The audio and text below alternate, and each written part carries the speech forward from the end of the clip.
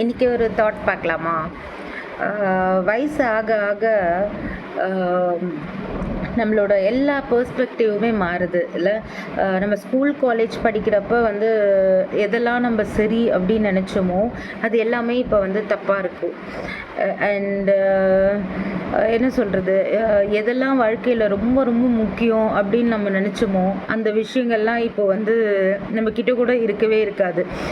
யாரெல்லாம் நம்ம life long நம்ம கூடயே ட்ராவல் பண்ணுவாங்க, நம்ம லைஃப்பில் நம்மளுக்கு ரொம்ப முக்கியம் அப்படின்னு நம்ம நினச்சோமோ அவங்களாம் நம்ம கூட இப்போ இருக்கவே மாட்டாங்க. அவங்களாம் எங்கேயோ எப்படியோ இருப்பாங்க.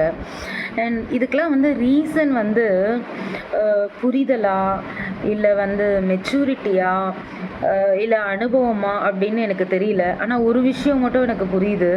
ஸோ இப்போது ஒரு விஷயம் முக்கியம் அப்படின்னு நம்ம நினைக்கிறோம், அந்த ஒரு விஷயத்துக்காக ஓடிட்டே இருப்போம் லைஃப்பில்.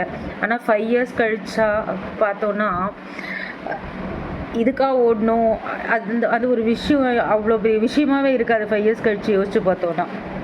டாடா.